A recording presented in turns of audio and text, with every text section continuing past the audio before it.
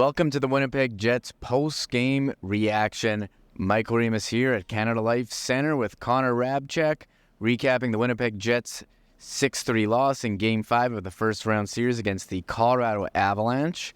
And the Jets lose the series 4-1, winning Game 1, then losing 4 consecutive.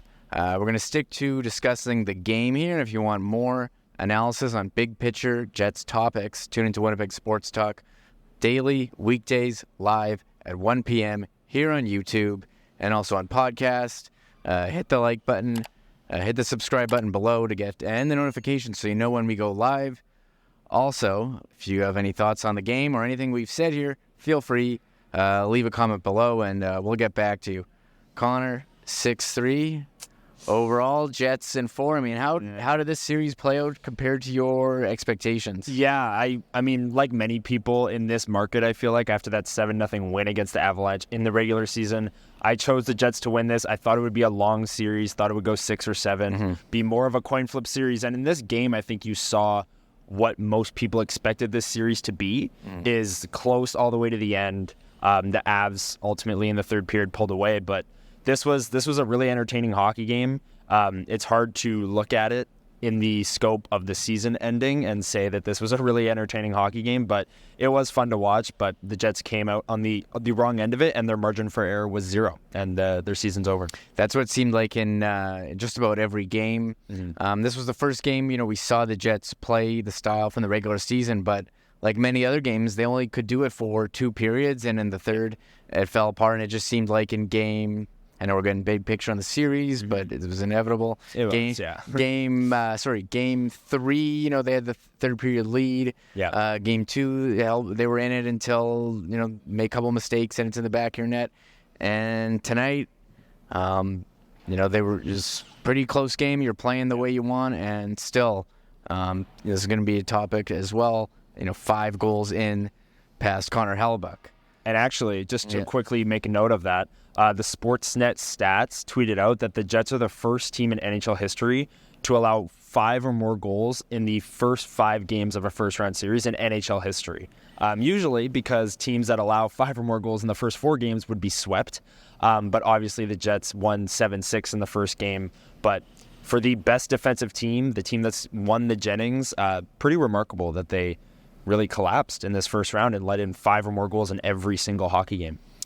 Yeah, for the the team that led in the streak of 3 goals or less during the regular season was not able to translate that to the Colorado Avalanche in this series. And we'll get to the game, Game 5 tonight. A couple pregame notes. Jets making some lineup changes. Cole Perfetti in his first game action. Colin Miller in as well. Ehlers to the top line. Kyle Connor to the second line with Monahan and Perfetti. And Nino Niederreiter, who started last game on a different line, is back with Lowry and Appleton. So just quick on the pregame, you had to change something after losing in Game 4. Absolutely. And I do like the insertion of Cole Perfetti. Getting him into the lineup, I thought that was long overdue. I really liked how Colin Miller played in this game as well. I liked Nate Schmidt the game before. He had that defensive lapse, but I thought he moved the puck well. Colin Miller as well in this game really makes you think why these 2 players weren't in the lineup earlier in the series, given how well the Jets played through 40 minutes. Maybe the best 2 periods that they played in the series altogether. Even though they were losing, sometimes your best isn't good enough, and that's ultimately what happened in this series. But I did like those lineup changes, bringing Cole Perfetti in for an injection of youth and Colin Miller, a veteran presence on the back end. Yeah, I do want to give a shout-out to the crowd because they were ready to go here to start this game. 8:30 start on a Tuesday. You saw ticket prices dropping on the secondary market. They went up closer to game time. But, people were optimistic here that the Jets could extend the series, and it was very loud, and it only got louder right away.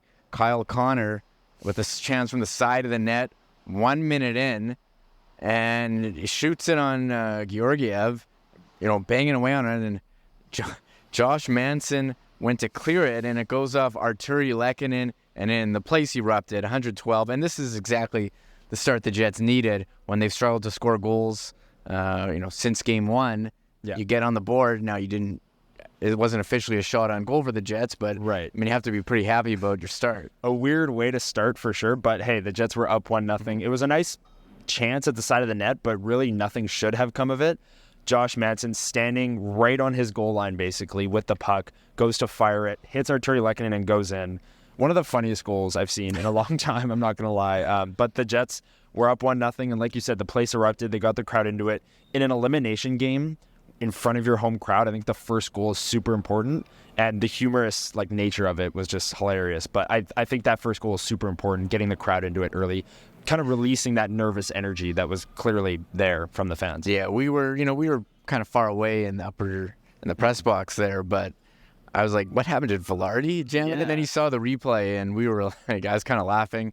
It reminded me of Marc-Andre Fleury in the World Juniors. Sorry to bring up painful World Junior memories. I'm sorry. Yeah. But you don't see that kind of own goal too often. Mm-hmm.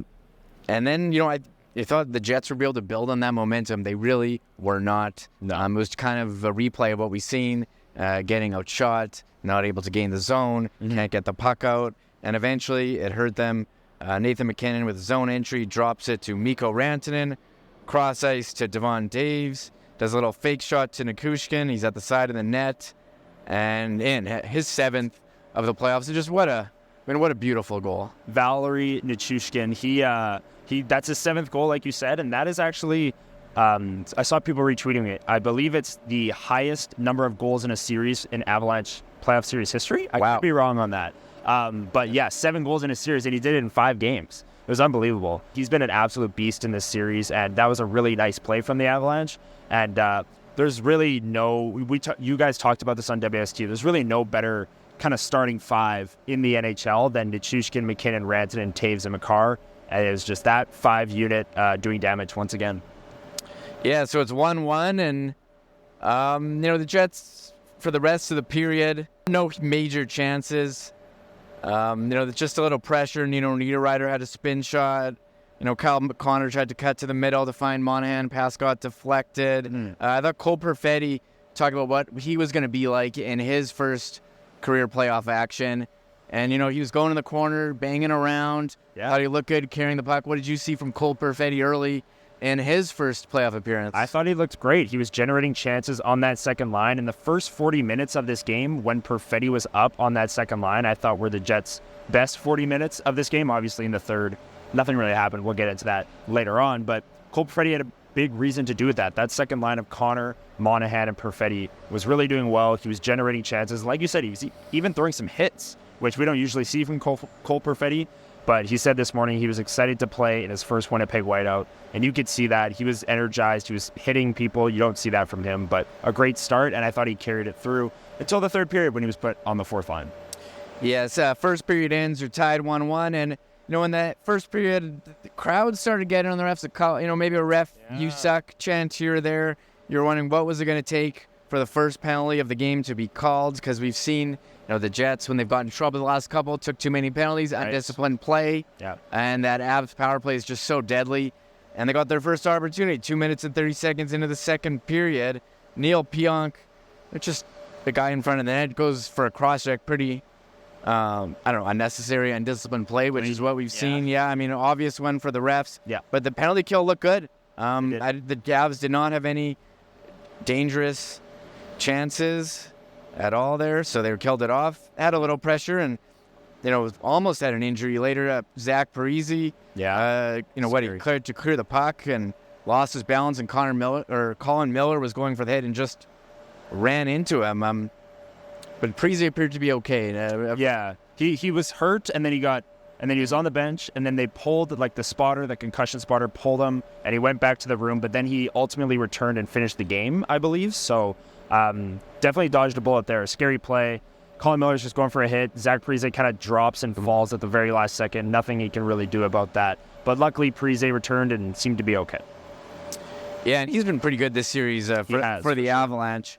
But there's the Avalanche who got on the board next, making it 2-1. Josh Manson at the point, who I thought had a pretty good game. He shot it, went wide.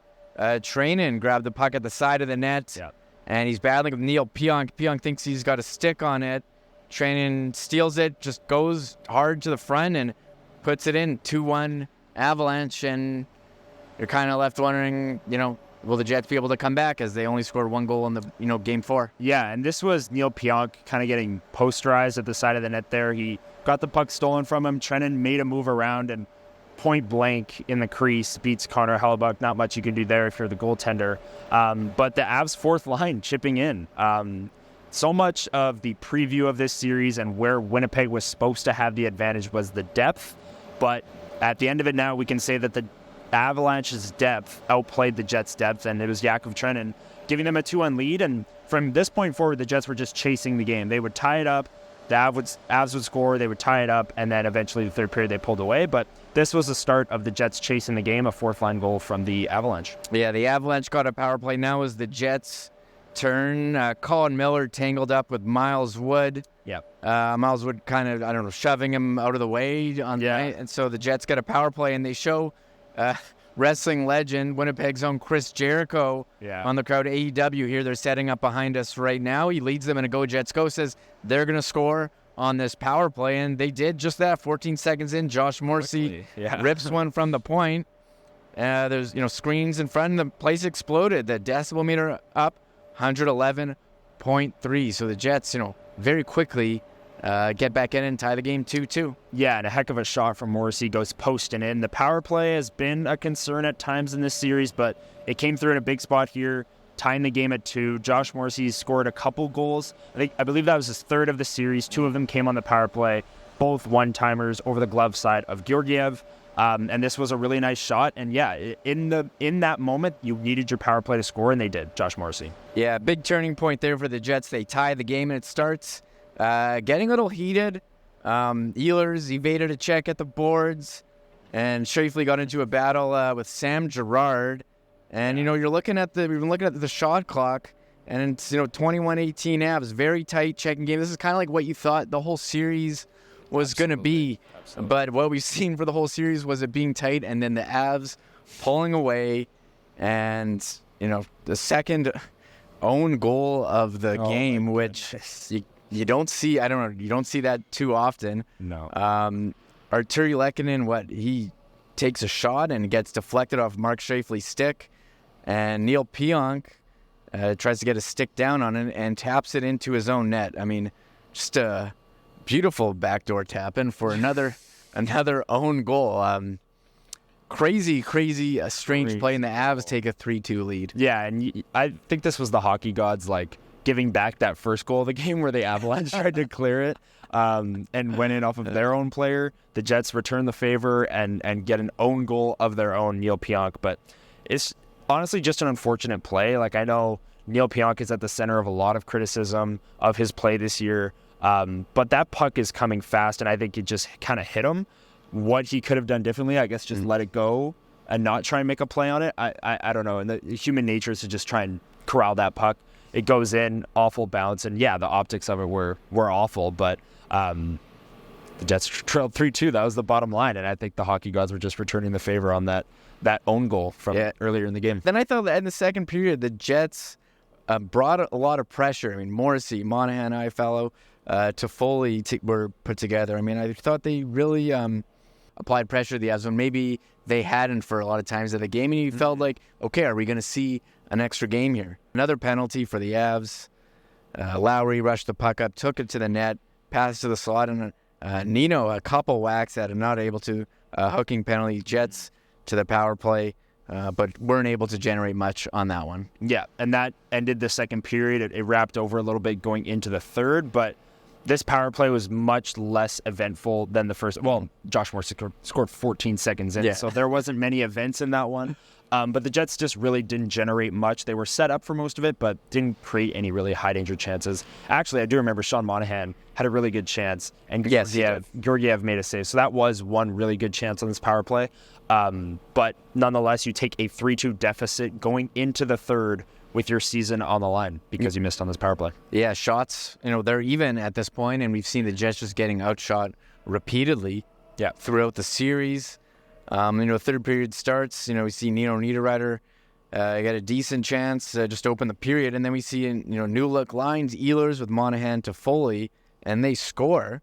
Ehlers drops the puck on his own entry, and Toffoli just walks right down the middle and shoots a puck 81 miles an hour past Georgiev. First, Connor, will get to the goal, and then we'll just talk about the line changes. Yeah, maybe old look lines rather That's than true. new look lines. Back to what they went with in the earlier games. But this play, Tyler Toffoli, you were waiting for him to kind of show up in this series. He had really struggled to keep up with the Avalanche's foot speed and their pace.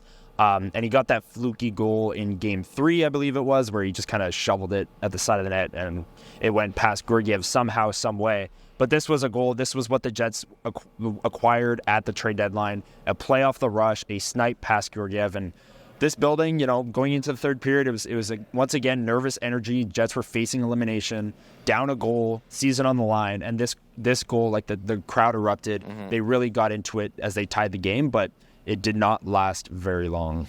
Yeah, you really felt that we were going to have an extra game in Denver. That was not the case, and we really just saw some Avalanche world-class skill on display. So that was at 2:06 in, 8 minutes in, Mikko Rantanen, and this is what the Avalanche have done done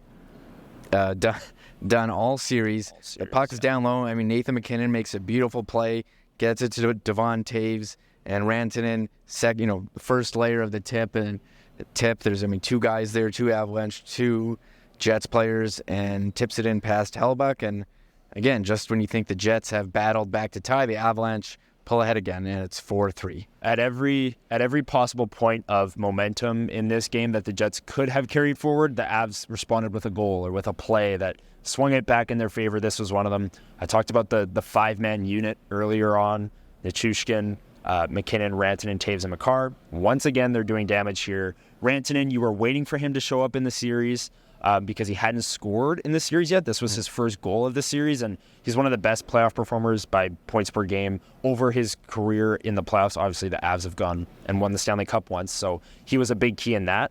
You were waiting for him to show up, and he showed up at the worst possible time if you are a Jets fan, because he scored 2 goals in this third period. Yeah, and you saw, Nathan MacKinnon, he's going to be a Hall of Fame player, Stanley Cup champion, world-class skill and speed, and you saw that on the Avalanche 5th goal, which really put it away. He's on a 2-on-1 and just blew past Dylan DeMello, who goes down to try block a pass. Easy tap-in to Rantanen, who, we hadn't really seen. It had been the middle stat line, do the damage of Ross Colton, Miles Wood, and Arturi Lehkonen as well. But this game, it was the top line, and that was just an incredible play by Nathan MacKinnon to blow by DeMello and feed Rantanen for the easy tap-in. Yeah, and MacKinnon, you said it, world-class skill, world-class speed. This puck looks harmless. It's just being flipped out of the zone, but MacKinnon is so much faster than everyone else on the ice that he skates under it. It's a 2-on-1 out of nowhere. DeMello, I thought maybe he could have, he was kind of playing in between, play the pass or play the shot. He was kind of playing in between, let up both. MacKinnon could have shot it, but he elected to pass it over to Rantanen. And the air in this building, it was silent. That nervous energy was there for the rest of the game because everyone knew that was probably it. The Avs' best players coming through at the biggest moment. Yeah, not really much else happened. It was kind of like the end of Game 4 where the Avs just able to put it away. Interesting play. Velarde drove to the middle when Kyle Connor had the puck in the offensive zone. Makar went down. They called a major and reviewed it, and then there was no penalty, which seems strange because it looked like an obvious interference, but I think that was just how the game was, and it looked like Makar was injured on the bench, but he did return. He did play the rest of the game, yeah. And I think this was a case, you see refs do this all the time, where they didn't see the play. They just see Makar hurt, and then the Avs players were mad about it because they saw the hit in real time. So they just kind of call it a major so they can look at it and see if there was anything to happen, because if you call it a minor penalty, you can't review it. You can only review it if it's a major. So they call it a major just so they can look at it, and then they pull the penalty away completely. I don't know. I also think this looked like interference. Yeah, I just thought it was weird you could call it no penalty after calling a 5-minute major. Seems strange, but that's what happened. It is very. Not much else happened. The Avalanche sealed it. Empty net goal. Game over. Series over. Handshake line. And this game, just similar story. The Jets were able to put together a solid 40 minutes but weren't able to put together a full 60. They were able to get to the game that, part of the game we saw in the regular season. Weren't enough for the Avalanche. For sure. And I said on our last post-game reaction after Game 4 that this series was being defined by these small lapses for either a period or 10 minutes where the Avalanche are just scoring multiple goals and taking over, usually because of the power play. This game was defined by the 10 minutes after the Jets tied it up 3-3. Nathan MacKinnon, Mikko Rantanen took over the game for those 10 minutes. The Avs scored 2 goals and ran away with it 5-3.